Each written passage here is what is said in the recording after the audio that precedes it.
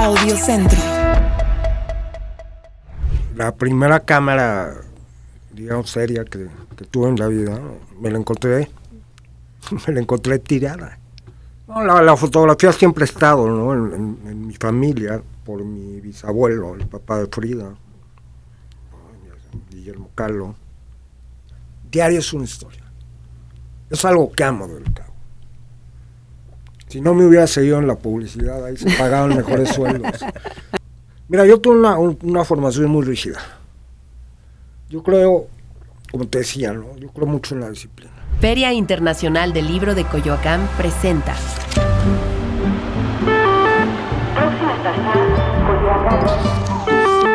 Próxima estación. Crucigrama Filco, el camino de los creadores. Hola a todos, bienvenidos a un podcast más de Crucigrama Filco. Estamos felices hoy de manteles largos porque nos acompaña un gran fotógrafo, una persona que además ha sido referente en materia del retrato, y él es Guillermo Callo. Muchas gracias por estar con nosotros. No, hombre, encantado. Y bueno, para platicar un poquito y para iniciar con esta conversación, pues queríamos preguntarte, pues cómo empezaste con este tema de la fotografía ahorita fuera del aire. Nos hablabas de una anécdota de cuando eras muy chiquito. Sí, de que la primera cámara, digamos, seria que tuve en la vida, me la encontré tirada. ¿Y tú qué crees? ¿Que fue el destino? ¿Que fue Dios? ¿Que fue pues algo que ya te llamaba la atención y que alguien más hubiera pasado sin pena ni gloria? Que fue la distracción de alguien, y fíjate que es una coincidencia, ¿no? Y yo creo que uno hace de las coincidencias algo, ¿sabes? Siempre he dicho que habría quien la hubiera dejado ahí. O la hubiera metido en un closet. Me han preguntado mucho qué había en ese rollo. Y no me acuerdo. Se lo dio a mi papá. Obviamente yo era un niño, estaba muy chiquito. ¿Qué edad tenías? 9. ¿Y en dónde te la encontraste? En las pirámides, en Teotihuacán. Entonces mucha gente asume que es como que eso tiene una carga ahí esotérica o alguna cosa. O por lo menos un simbolismo, ¿no? Mucho más fuerte. Yo creo que lo que importa es lo que haces, ¿no?, con eso. Yo al principio no le entendía nada. Bueno, porque eran muy distintas las cámaras a lo que nosotros pensamos ahora, de ¿no? Números, y luego había que medir la luz. Y yo no comprendía nada de eso, en realidad. Sí, o sea, no te encontraste una Polaroid, no te encontraste una Kodak, no me encontré algo que fuera fácil de manejar. Entonces mi papá luego me regaló unos libros sobre fotografía, sobre la óptica, la química, y que tampoco les entendía. Pero me inquietó mucho. Despertó tu curiosidad. Claro. ¿Y cómo ves esta parte de que tu familia apoyara esta parte artística, no? Porque muchos papás dirían, oye, ¿sabes qué? Pues esta es muy cara para ti, es muy sofisticada, o la vendo, o la guardo, o te la doy cuando tengas 20. Y a ti te dijeron, vas y te doy libros para que puedas entenderla. No, la fotografía siempre ha estado, ¿no?, en mi familia, por mi bisabuelo, el papá de Frida, Guillermo Callo. Entonces la fotografía era parte de nuestro entorno. Al papá le encantaba también. Él trabajó con Gabriel Figueroa. Nada más ni nada menos. Sí, era su asistente. Su asistente en muchas películas. No, y además crecer en una familia donde la imagen lo es todo.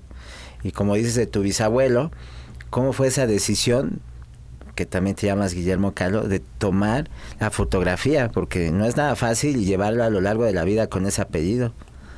Y con ese nombre y con la misma profesión, ¿no? Exactamente. Bueno, qué poco originales mis papás, ¿no? Bueno, era una tradición, ¿no? Fíjate que no. ¿En tu familia no era tradición? No, que los nombres se repitieran. Para nada. Pero pues sí, es curioso que haya sido la misma profesión. Claro, hay una tradición, ¿no?, de artes visuales en la familia. Y el ambiente, ¿no? Como tú bien dices, que ya estaba propenso a ver la luz, a entender cómo funcionan las sombras. Fíjate que era bien favorable, porque, bueno, alguna vez en una entrevista en París yo le contaba a Jordi Baltar, que el primer museo al que entré en mi vida fue mi casa, porque mi mamá vendía arte. O sea, se piensa que yo estoy más influenciado por la tradición de la fotografía en mi familia, que van quizá 3 generaciones.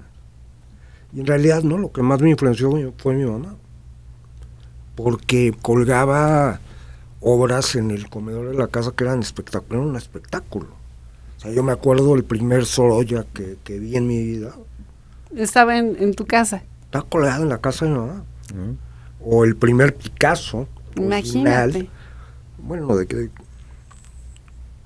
todo lo que no habremos visto, obviamente Tamayos, Diego Rivera, incluso nosotros tuvimos un montón de dibujos de Diego Rivera que llegaron a nosotros de una forma muy particular. Es una historia también en mi vida. Si quieres te cuento. Sí, claro, rápido. nos encantaría. Cuando Cristina, mi abuela, ya estaba muy mal en el hospital, ella murió de cáncer, fue mi mamá a visitarla y había una disputa un poco dentro de la familia por las herencias, como en todas, seguramente, y había unas circunstancias no tan favorables para mi papá, que era Antonio Callo, el hijo de Cristina Callo. Y entonces mi abuela le dice a mi mamá: Elsa, llévate esas revistas. Y eran unas revistas, si no me equivoco, se llamaban Siempre o algo así, eran sobre política. Sí, claro, que salían todos los domingos. Y mi mamá ya saliendo de ahí dice: ya mi suegra está re mal ahora sí. O sea, me regaló unas revistas. ¿Yo para qué quiero esas revistas, no? Y entonces las echó en la cajuela del coche y las dejó ahí semanas, hasta que un día lo lleva a lavar y en el tiempo que espera Ojea las revistas. traigo unas revistas. Y entonces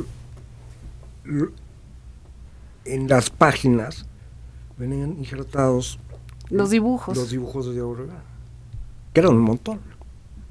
Y que ella los había visto ahí como parte de las revistas hasta que lo ojeó, hasta que lo abrió. Fue milagroso que no tiraran las revistas.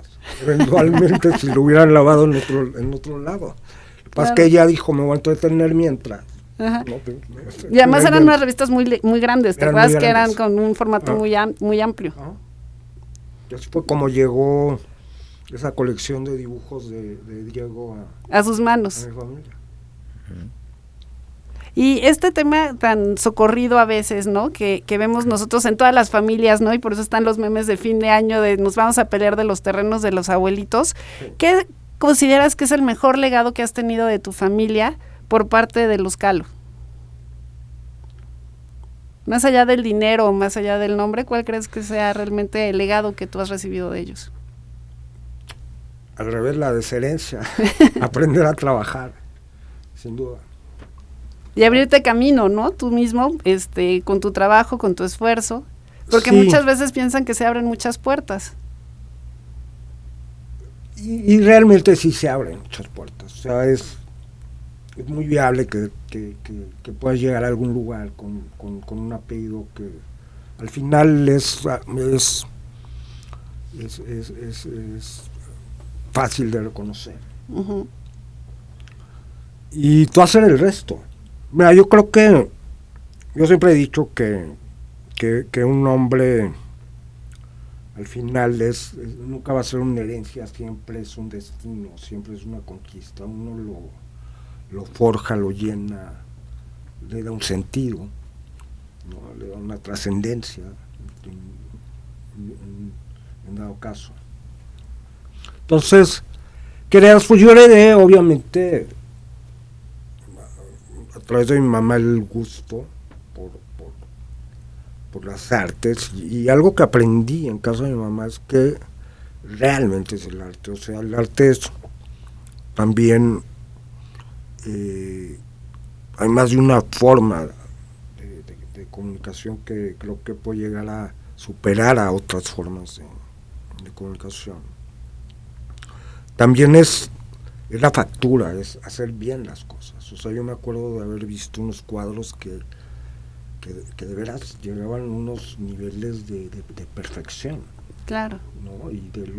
Me acuerdo, por ejemplo, haber visto una carpeta de Botero, digo, que en esa época ya era un artista muy polémico, que es la cosa más hermosa que te puedo decir. Es un libro enorme, con grabado, con un libro, y todo elaborado con una perfección.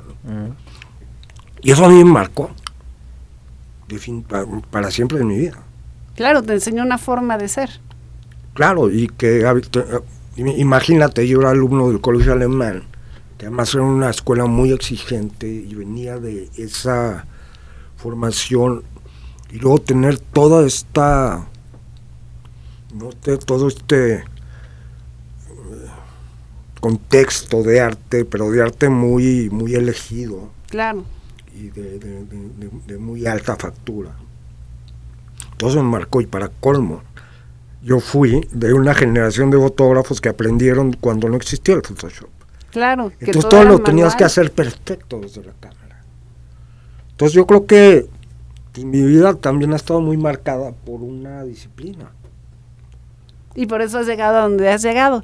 Y algo que a mí me llamaba mucho la atención de tu formación es que nos comentabas que estudiaste comunicación y estudiaste mercadotecnia. Nadie me lo cree. Pero yo creo que sí están ligados al tema artístico y a la fotografía, ¿no? Son formas de comunicar. En esta época, absolutamente. Son formas de comunicar. Pero en su momento, ¿por qué decidiste estudiar esas carreras?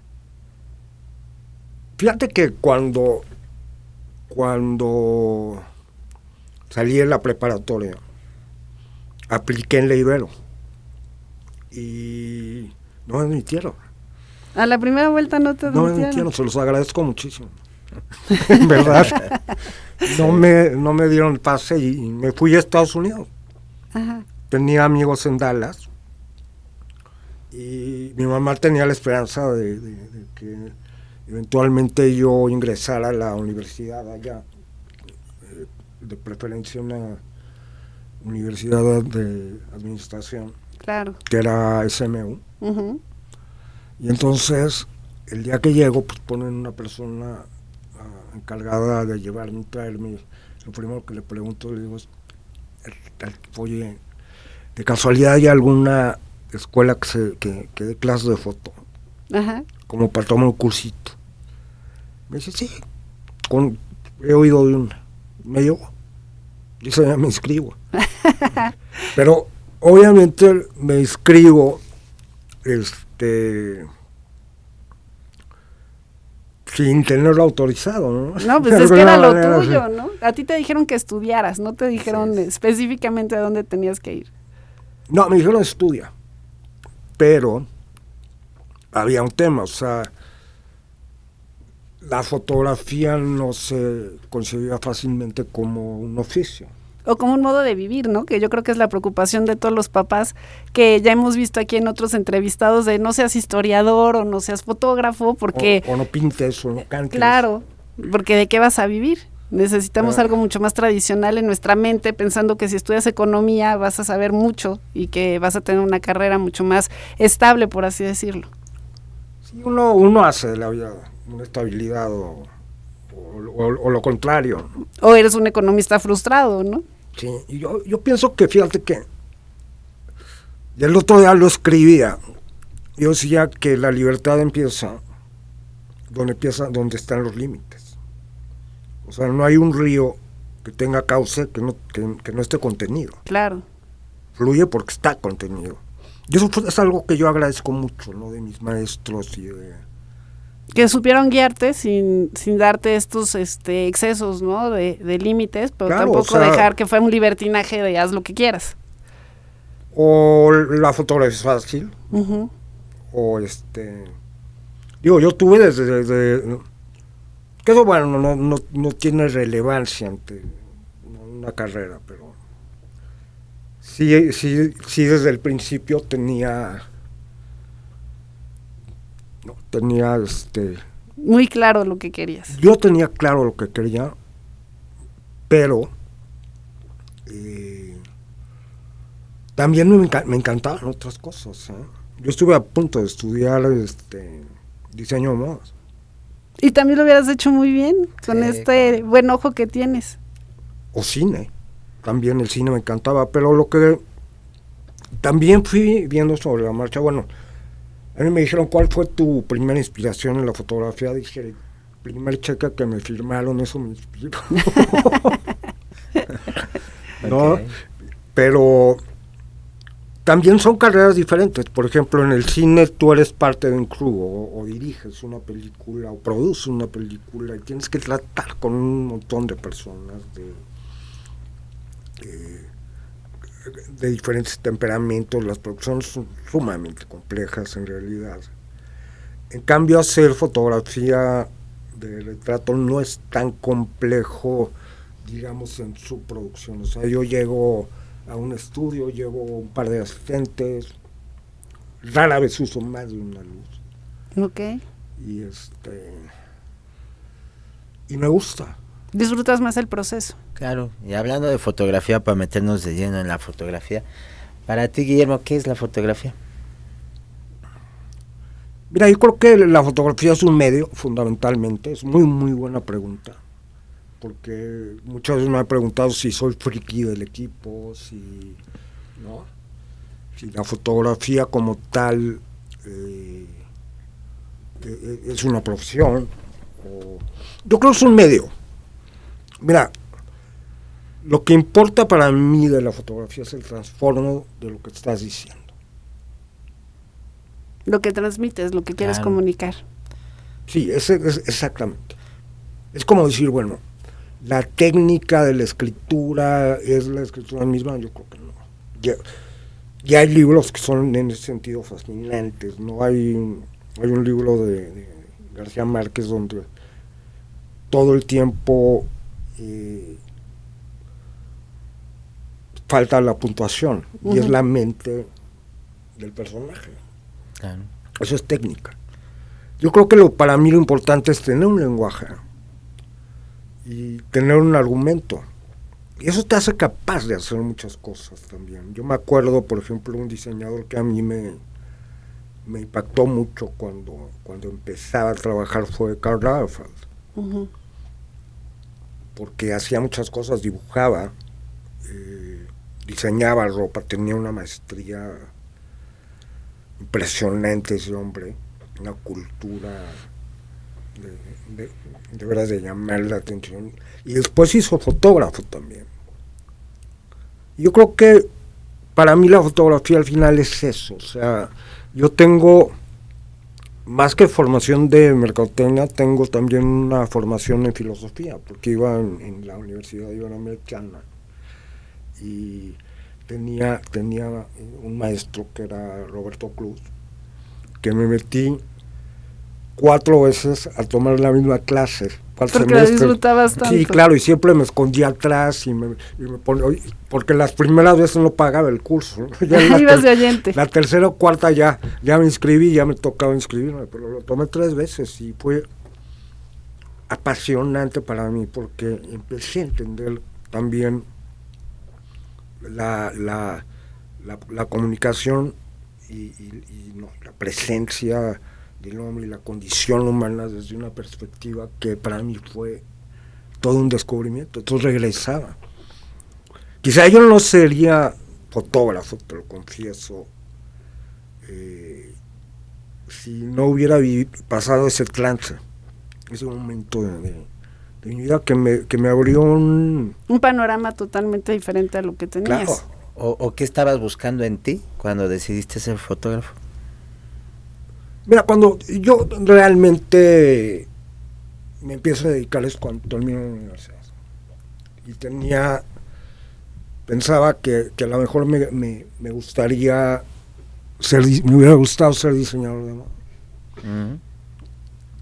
Y como empecé a vivir por mi cuenta, pues ya toda mi necesidad económica me hacía que tuviera que trabajar, y me compré una cámara y entonces tomaba lo que se te pueda ocurrir.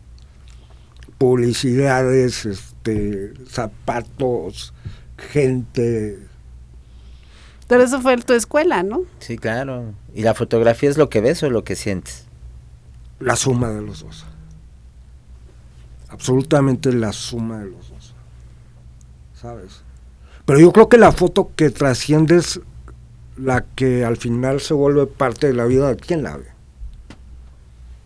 Cada vez que hago una foto que para mí tiene un significado más allá de ser un trabajo, siempre me pregunto lo mismo, o sea, ¿qué pasaría si esta foto la ven, este retrato lo ven en China o lo ven en Australia? O sea, te cuenta algo. Claro. Sí, no solamente ver un rostro, Claro. ¿no? O una silueta, sino realmente lo que O hay cómo detrás. un rostro anónimo te cuenta algo acerca de ti. Yo creo que la mejor historia que te cuenta la fotografía del arte es la tuya. O sea, por eso buscamos el arte, por eso buscamos vamos a ver una película, por eso, ¿sabes? Y cuando tú inicias en la fotografía, ¿era la curiosidad de capturar o de expresar? Yo creo que un fotógrafo es un cazador siempre, sin duda. Ya sea de encontrar la escena en la calle, ya sea de ir a la guerra y tomar ¿no? Un instante, ¿no? Que quieres que conseguir perdure. un instante que no se repite, y en mi caso es encontrar ese instante donde las personas se expresan más allá de su circunstancia, ¿no? Y me ha llamado la atención últimamente, la gente dice, es que ya no me reconozco tanto porque me veo mejor. Ah, ok. Y entonces realmente de donde yo parto es que la gente, o las personas son muchas veces mucho más interesantes de lo que se imaginan que son. Claro. Y que a veces nosotros somos muy críticos con nosotros mismos, ¿no? Nos vemos en el espejo y nos vemos todos los defectos que tú tratas de cambiar o de tener en otro lenguaje a través de la fotografía. Claro, yo pienso que hasta un defecto es algo muy explotable. Uh-huh. Pensando un poco en mi trayectoria en la mercadotecnia, yo me acuerdo que la mejor campaña de publicidad que se hizo en el mundo se pueden decir marcas, ¿no? Sí, claro. Fue la de Volkswagen, la primera campaña que hizo David Ogilvy, que era Think Small. Uh-huh. Entonces usaban una página completa y ponían el bochito, el bochito Sí. ocupando ni el 10%, y abajo decía piensa en pequeño. uh-huh, que era la crítica que se hacía al coche, ¿no? Que se supone que debía de ser algo Todos los mucho más defectos. familiar como el Ford, y aquí era el defecto que tenía Volkswagen, que No era tenía más conocido. lujo, claro, pues el invento del siglo. Pero no tenía lujo, no tenía Este espacio tan pretensión, amplio, ¿no? amplitud, instrumentos, nada. Porque era diseñado para el pueblo, para otro tipo de mercado. Estaba genial, ¿no? o sea, lo que ante los ojos del mercado era La crítica o el defecto. era un defecto. Realmente en el trasfondo era lo que lo hace un producto extraordinario, y en vez de subrayarlo, el publicista lo que hace es hacerlo pequeño. Exacto. Darle otro enfoque, darle otra narrativa, ¿no? Ajá. Sí. Y todo, yo pienso que todo lo que creemos que a lo mejor es un defecto, o que tachamos como tal, a lo mejor es lo que te da tu identidad. Claro, vivimos muy apegados a estereotipos, a veces a imágenes aspiracionales. Yo creo que nos hemos liberado de muchas formas de eso a través de la posibilidad que tenemos de información hoy en día. Tú puedes traer en tu teléfono la enciclopedia británica. Claro. Y perdóname, ¿y cómo ves, justo tomando esta idea de esta perfección, y ahora que viene inteligencia artificial, y ahora que las cámaras son tan sofisticadas y que el Photoshop lo vamos a hacer en 3 segundos cualquiera de nosotros, ¿cómo ves a la fotografía del futuro? Yo creo que hay cosas que no van a cambiar, al contrario, o sea, un buen retrato, a lo mejor la fotografía fácil de hacer, lo que va a hacer es reafirmarlo.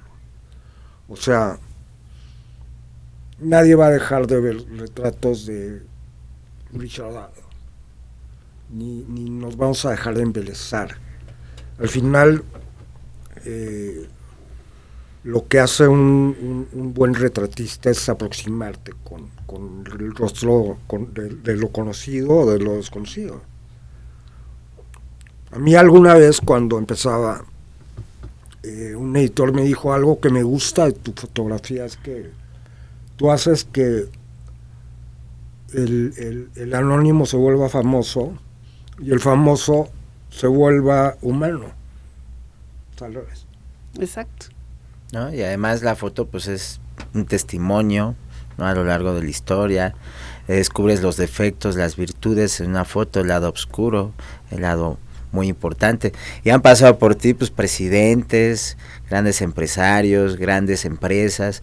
¿Qué nos podrías decir de alguna anécdota o recuerdo que tienes detrás del lente de Guillermo Kahlo en alguna fotografía? Uy, pero de alguien conocido, de alguien desconocido, es diario. Diario es una historia. Es algo que amo del Cabo. Si no me hubiera seguido en la publicidad, ahí se pagaban mejores sueldos. Diario es una historia.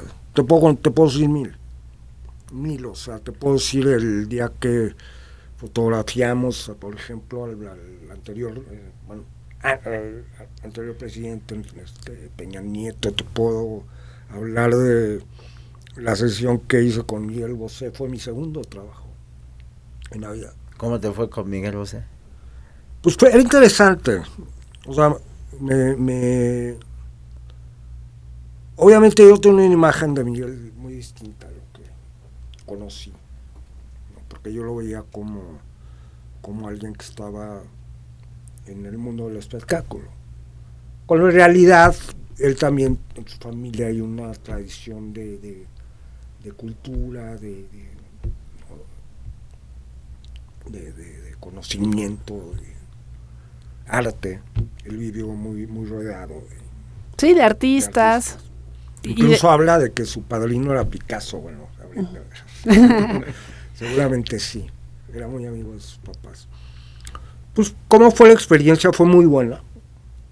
Para mí era un reto y yo no tenía equipo en esa época, y obviamente la cámara que me había encontrado cuando tenía 9 años no te servía para hacer todo lo que yo tenía que hacer en esa época. Entonces pedía cámaras prestadas y era mucho riesgo. O sea, realmente yo no era tan consciente de lo que estaba pasando. Entonces pedía cámaras prestadas, pero tú no sabes si esa cámara tiene vicio, tiene cosas, no trae pila, y yo llegaba así, seguro de que iba a salir con la foto. Más aún, mi primer trabajo fue sacar a Rufino Tamayo. Imagínate. Imagínate que y yo ahí sí no tenía ni la luz ni todavía Pues había estudiado mucho porque había hecho diplomados, había estudiado en Estados Unidos, pero todavía no tenía esa soltura en el manejo del equipo y de los staffs y de lo que quieres ¿no? lograr y focalizarte en eso.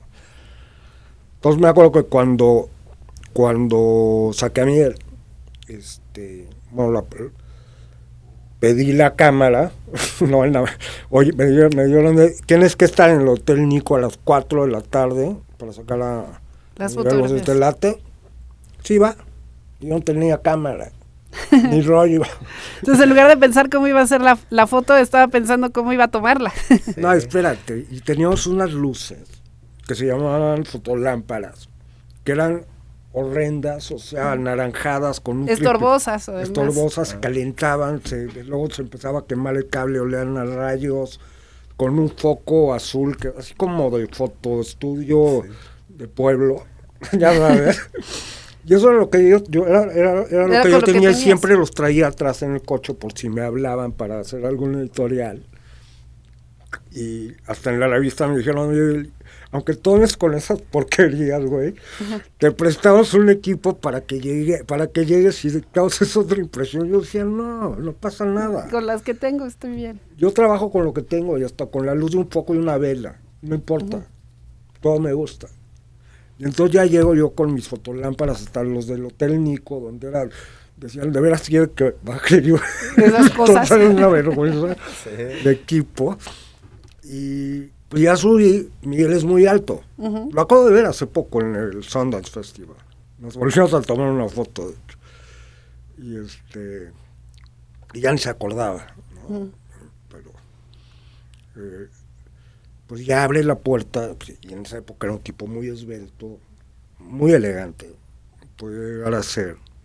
Y entonces ya llego yo con mi chatarra, y además la editora de la revista, como no tenía asistente, la editora me dice, yo te ayudo.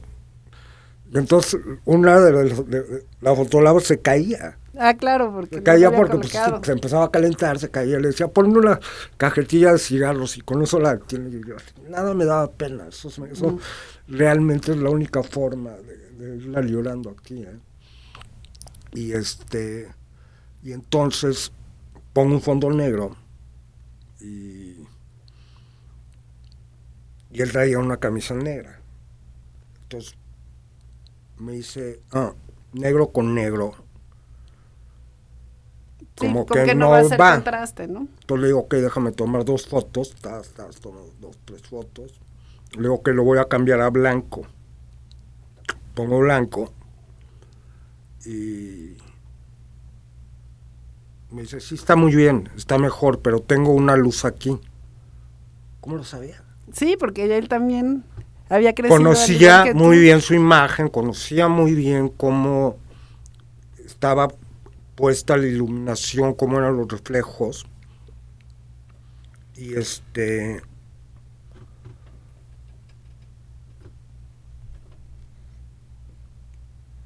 yo estaba un poquito nervioso, claro, debo de admitirlo, o sea, porque no tenía, obviamente, la experiencia de las horas de vuelo, claro, miles de personas. Pero también era muy de la idea de que tenía que salir y no sobreprotegía las cosas. Ya después aprendimos a usar 3 cámaras por si un rollo se echaba a perder, claro, por si pasaba algo. Yo en esa época trabajaba con unas, compré un rollo, me acuerdo, era Kodak, blanco y negro. Tomamos 12 fotos, porque la 12ª foto, yo ya. Decías que estabas terminado. No, él. Ok. Ya acabé de estar. Y él es siempre, el par de veces que lo he visto, no, es muy así. No es tajante. No se queda 1 hora donde no quiere estar. Ni en una sesión donde piensa que no debe estar. Ni haciendo 200 fotos. Y claro, pues todo el contexto que había en esa época, pues yo no era nadie reconocido ni mucho menos. Y entonces a la 12ª foto dijo, ya tienes lo que tienes, ¿no? Traes lo que traes. Me acuerdo que además traía una camisa que seguramente debe haber sido como Dolce & Gabbana, y dije, wow, qué camisa, güey. Es una camisa normal, eso fue todo lo que hablamos. Pero imagínate, detrás de esta historia, cientos de más historias con la fotografía. Todas iguales. Fíjate, pero lo último que no debía yo de contar es que cuando revelo el rollo, voy que es una historia muy privada, llego, y me acuerdo que era un día caluroso, yo vivía en Polanco, y fui donde estaba el estudio de la revista, y cuando tengo el rollo adentro del tanque, empiezo a procesar. Coincido que la dilución no era, había hecho una dilución diferente. Una concentración de revelador diferente. Sí. Dije, se va a contrastar. ¿Cuál sería, así a grandes rasgos, la compensación, mientras yo estaba... Sí, en el momento, ¿no? Porque además tenías que reaccionar rápido. Tenías que reaccionar muy rápido. Todo lo hice. Y nunca tuve miedo. Y cuando salen los negativos, es una locura. Yo todavía tengo, ¿tú has visto? Sí. Esa foto en mi casa. De lo bien del resultado que te gustó tanto, ¿no? A mí esa foto me dice algo siempre. Lo que no dura para siempre. Sí, no vale la pena. A ver, como que mi pregunta además desde la perspectiva de la mercadotecnia, sería, ¿tú comprarías tu producto? ¿Pagarías por él? Claro. ¿Cómo tendría que ser? ¿Estás de acuerdo? Sí, sí, sí. Y sí, pues al final yo lo volví a saber de él a través de la Warner Music, que era su discográfica. Que es su discográfica, y me dijeron, cuando me la foto, me dijo, la portada de 3X debía haber sido esta. Imagínate. Historias así. Imagínate una historia así. ¿Y qué te enseñó la fotografía sobre la vida? Yo creo que más que para mí,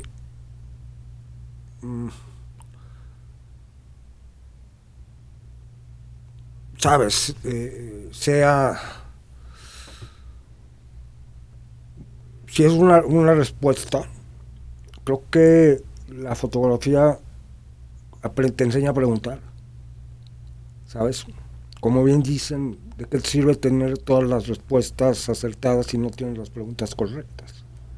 Creo que lo que yo aprendí fue a ver a través de una cámara, sin duda. O sea, la visión del fotógrafo es fragmentar el mundo, en el tiempo y en el espacio. Es más, cuando yo doy cursos, les hago ver a las personas sus maneras de composición. Claro. Un fotógrafo siempre, casi, compone igual. Parte de una conformación triangular, una sección áurea, lo que sea. Pero más o menos su visión se va repitiendo. Lo que no se va repitiendo es el contenido. Así es. Yo siempre uso el mismo fondo. Bueno, lo voy cambiando porque se arruga y se echa a perder. Pero básicamente, la primera vez que fue una gran experiencia para mí, que empecé a usar la pared del estudio, fue lo mejor que me pudo haber pasado. Porque yo al principio llegaba, cuando empezaba, y me encantaba, ya que me compré mis luces, llegar con mi despliegue de cajas y gadgets y el tripiezazo y todo lo más apantallante que fuera posible. Me compré la cámara más apantallante que pudieras una encontrar. Hasselblad, que era así como el top de las cámaras. Y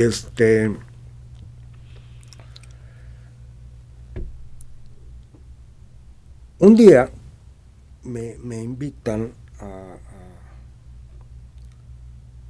fotografiar una ceremonia té.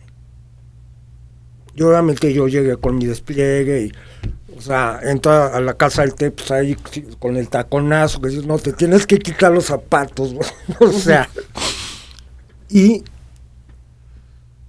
pongo mis flashes, ¿no? Y mis luces y mi Hassel, y entonces el maestro de la ceremonia, muy respetuosamente conmigo, no me dijo nada, pues acaba tu chamba. Y después, en una comida en casa de la persona que me contrata para sacar la ceremonia del té, se acerca un alumno y me dice, güey,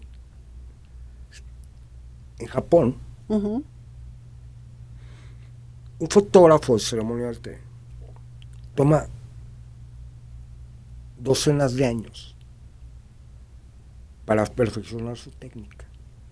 Y tú llegaste con luces que no corresponden, con una actitud que no corresponde.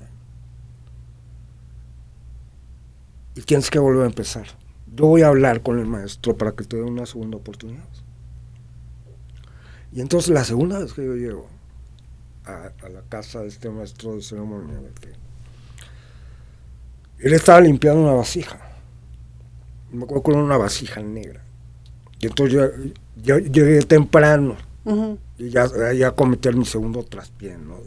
Ya llegué, maestro, ahora sí estuve puntual. No me contesta.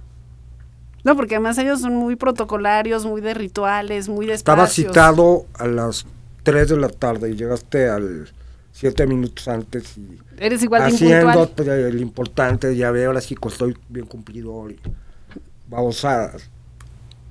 Y él sigue limpiando sus implementos, que es una belleza, además. Yo hubiera querido hacer un libro, íbamos a hacer un libro sobre esa ceremonia y sobre los objetos que son... Preciosos, yo todavía son mi obras de arte. casa la tengo llena de vasijas. en memoria, en gran medida de eso, de ese momento. Y entonces él ya termina su chamba, da la hora exacta, y me dice, ahora sí pásale. Y ya me explica. O sea, ¿cómo llegas con unas luces cuando la casa del té se orienta hacia el norte porque Pues de ahí la luz no baña, no haciendo resolana, sino que está a espaldas del que lleva la ceremonia, y eso es por un acto de humildad y de simpleza. Y uno de los momentos que para mí realmente en esa época me impactó mucho es cuando el agua empieza a hacer ebullición, porque hay tal silencio y un protocolo, digamos, tan afinado que el momento que oyes el vapor, todo adquiere un significado diferente. Sí, porque es esperar ese momento a que llegue al punto de ebullición, o sea, tiene toda una ceremonia, un ritual, un claro, porqué, y es lo que me dice, pues, es que la luz debe ser de esta forma, los procedimientos son así, nosotros a limpiar, yo casi que, oiga maestro, ¿por qué no metes las cosas a la lavadora? No, o sea, lo que buscamos nosotros es la perfección del movimiento, al limpiar una vasija. Y tiene que ver mucho ese trasfondo yo creo, con la cultura, ¿no? Hay culturas donde, bueno, lavar un plato le da significado a tu vida, y hay otros contextos donde es quitarte el tiempo y perderlo, ¿no? Todo depende de qué significado le des todas las cosas. Yo aprendí muchísimo, y entonces me di cuenta de que también la sencillez suma mucho. Y es la primera vez entonces que voy a mi estudio y dejo de poner un despliegue de luces, uso una lámpara. Y la pared de tu estudio. Y la pared del estudio. Se vuelve un fondo gris. O blanco puro. Y fue una experiencia. Pero la primera vez que hago eso es con 2 niñitos que lavaban parabrisas en la colonia Roma, los vi unos días antes de hacer la sesión, y dije, qué interesantes. O sea, ¿cómo será la vida? ¿Cómo será el tiempo para estos niños? Claro. Y querías capturar ese momento. Yo quería capturar, yo me di cuenta cuando me los llevé al estudio que viven habían los extremos del afecto, de la supervivencia, incluso se pelearon dentro del estudio. Yo decía, no los quiero sacar en la calle, o no los quiero sacar durmiendo en una banqueta, los quiero sacar en un estudio aislados de todo ese mundo. Y para mí fue interesante también el descubrir que puedes aislar a la persona de su contexto, o de su riqueza, o de su casa, o de su pobreza, o de todos lo que al final creemos que nos marca. La condición humana se va toda la vida repitiendo. O sea, me preguntaron una vez a Richard Adams, un súper retratista americano que a mí me marcó muchísimo, que era la constante del ser humano. Y decía ser reconocido. Y yo luego le completé la frase y dije, y reconocerse en el otro. Claro. Por eso nos casamos, por eso nos enamoramos, por eso buscamos la amistad, por eso queremos estar solos. Estamos, ¿sabes?, marcados a partir también de la mirada del otro. La mirada es algo que se completa. Así es, y además con la emoción que lo cuentas. Pero al final, ¿qué permanece más en estos tiempos, la imagen o la emoción? Las imágenes que tienen una emoción. Yo creo que la vida de las imágenes, siempre lo he dicho, no es, ¿sabes?, ni los píxeles, ni el periódico, ni siquiera el museo. Es el corazón de las personas, o sea, la imagen que tú interiorizas. O sea, ¿quién no recuerda, sabes, la foto del Che Guevara? Claro que famosísima, ¿no? ¿Quién no recuerda? O sea, si yo te menciono esa foto no está colgada en la pared, está en tu mente, está dentro de tu vida. Yo creo que el lugar ideal para las fotografías es cuando llegan a la vida de las personas.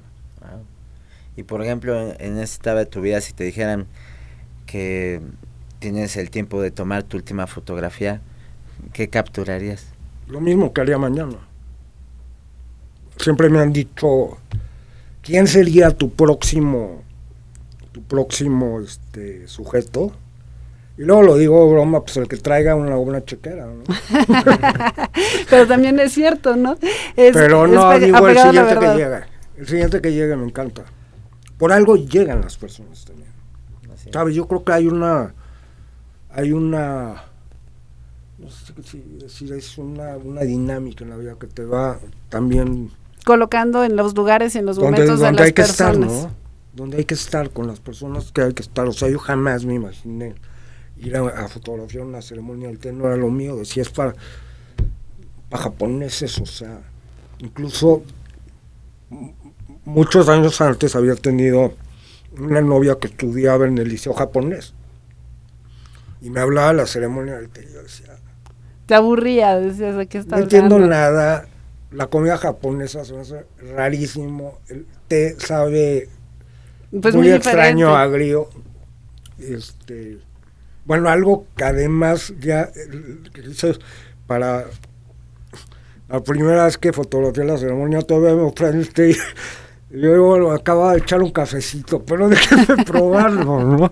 O sea, cosas que no sabes y ahí te das cuenta, aprendes mucho. Sí, el aprendizaje. Claro, que tienes que yo creo que tener tener una humildad, también una capacidad de aproximación. Yo a veces cuando me voy a acercar a un sujeto, siempre pregunto, o si lo voy a tocar siempre pregunto. Y al mismo tiempo estoy transgrediendo todas sus barreras, claro, y todos sus límites y todos sus prejuicios, y le estoy sacando, pero con educación, ¿sabes? Creo que eso es también una cuestión que, digo, cada fotógrafo tiene su técnica, su aproximación, su manera de conseguir la imagen, pero la tienes que conseguir. Pues Guillermo, no nos aburrimos de escucharte, la verdad es que quisiéramos estar aquí toda la mañana, pero pues se nos acabó el tiempo. No se pierdan pues todas las actividades que está haciendo Guillermo, la verdad es que nos quedamos en el tintero con su última exposición que fue sobre indumentaria, que también es otra forma de acercarse a lo que él nos decía del diseño de modas de alguna manera, sí, y de transmitir los retratos. Entonces, Guillermo, no sé si quisieras darnos un último mensaje antes de despedirnos. Que hagan más largo el programa para la próxima vez. Eso me encantaría.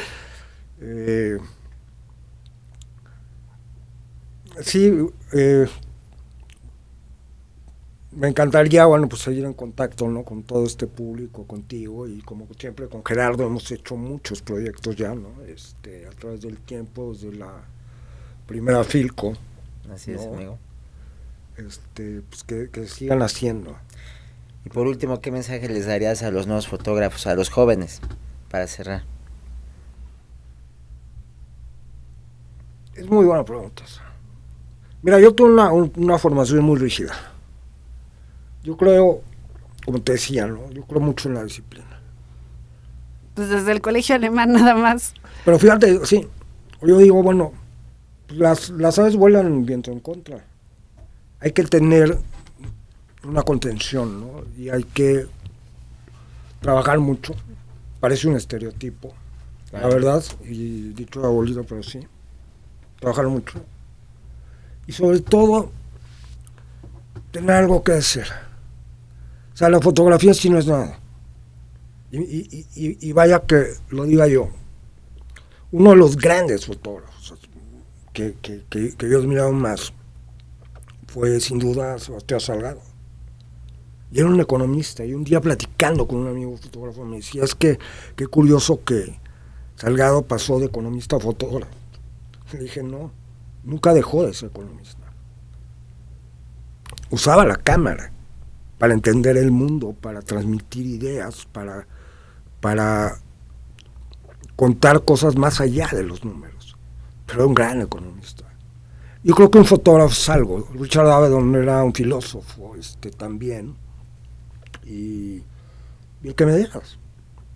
Cualquier fotógrafo tiene un trasfondo, tiene una historia, tiene un argumento que contar. vivan mucho, todo lo que puedan. Para mí cada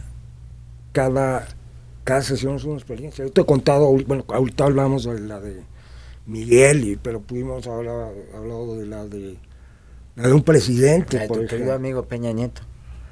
Bueno, esa fue una acción muy, muy interesante y muy difícil. Claro. Felipe González, también.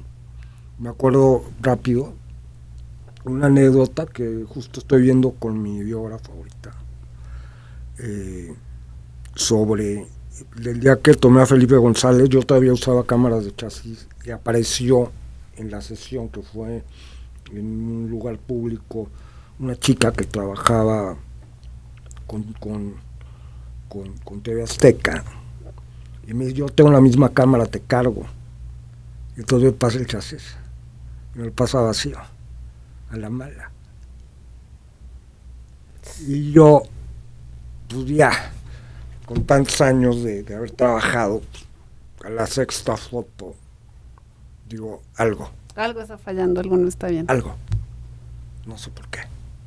Quito el chasis, lo recorro, claro, no traía rollo. Y Felipe ya se quería ir. Ya, no me gustan las fotos, ya tomaste varias, ya me quiero ir.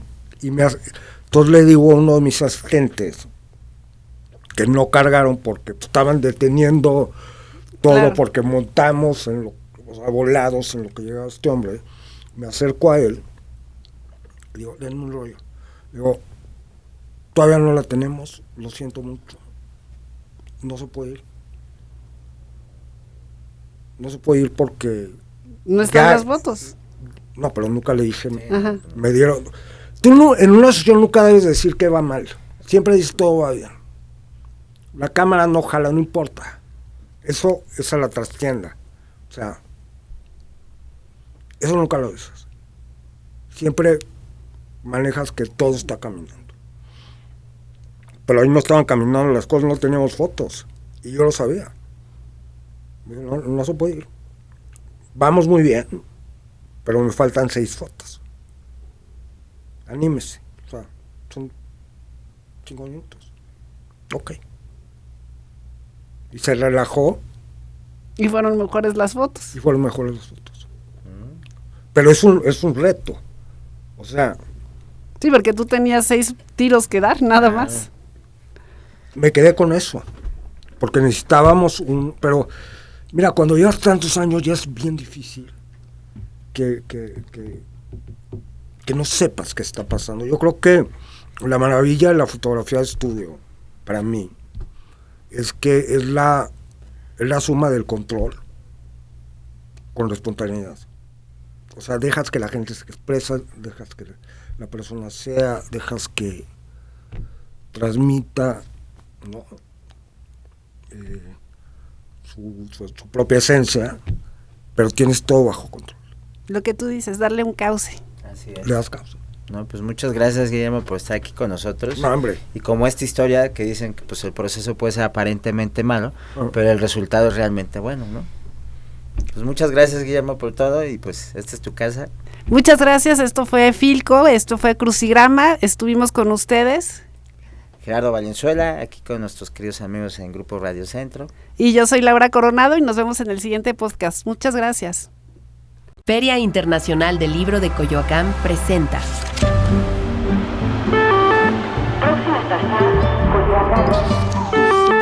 Próxima estación, Crucigrama Filco, el camino de los creadores.